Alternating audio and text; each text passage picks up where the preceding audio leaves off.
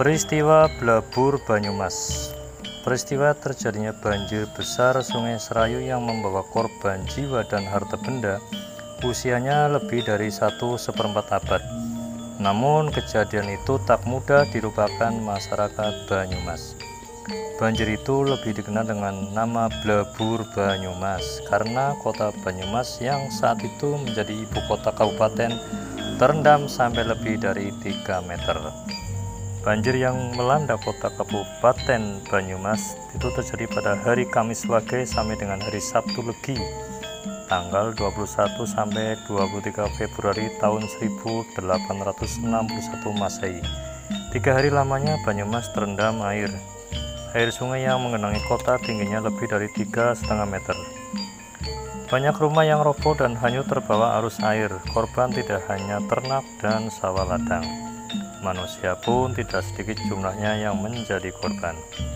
Di antara mereka yang berhasil menyelamatkan diri mengungsi ke tempat yang tinggi ke pendopo kabupaten dan masjid besar di sebelah barat alun-alun.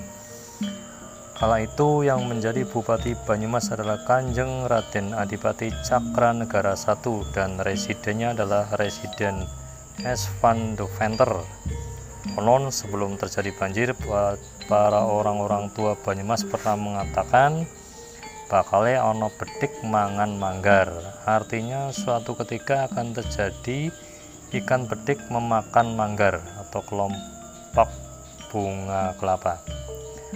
Orang baru mengerti maksud perkataan itu setelah terjadi banjir. Rupanya tinggi air sampai sepohon kelapa yang baru keluar bunganya 3-4 meter. Tinggi air itu terlihat pada bekas pagar tembok Karesidenan Banyumas. Raden Adipati Cakranegara I sibuk menolong para penduduk di kota itu, termasuk para pejabat kolonial Belanda yang bertugas di kota itu. Berkat jasa-jasanya, Raden Adipati Cakranegara mendapat bintang penghargaan dari Gubernemen, yaitu bintang Rider Order Icon Crown. Hingga waktu itu Raden Adipati dikenal dengan sebutan Kanjeng Rider. Konon ada suatu kejadian yang dianggap aneh pada saat terjadinya banjir. Ketika air masuk menggenangi halaman pendopo semakin meninggi, soko guru pendopo itu terangkat seolah-olah terapung. Setelah air surut, soko guru itu berdiri pada tempat semula, tidak bergeser sedikit pun dan masih kokoh. Kejadian ini mendapat perhatian rakyat. Sejak saat itu soko guru dianggap benda keramat dan memiliki kekuatan gaib. Mulai saat itu, setiap malam Jumat dan Selasa Kliwon, soko guru itu diberi sesaji berupa bunga kelapa muda hijau dan kemenyan atau dupa. Paham dinamisme tersebut diwariskan kepada generasi selanjutnya. Bahkan pada waktu ibu kota Kabupaten Banyumas pindah ke Purwokerto tanggal 5 Maret tahun 1937, soko guru dan pendoponya ikut dipindahkan. Pindahnya pendopo itu pantang melewati Kali Serayu. Sampai sekarang soko guru pendopo itu masih diberi sesaji pada hari-hari tertentu. Pendopo itu hingga sekarang dinamakan Si Panji.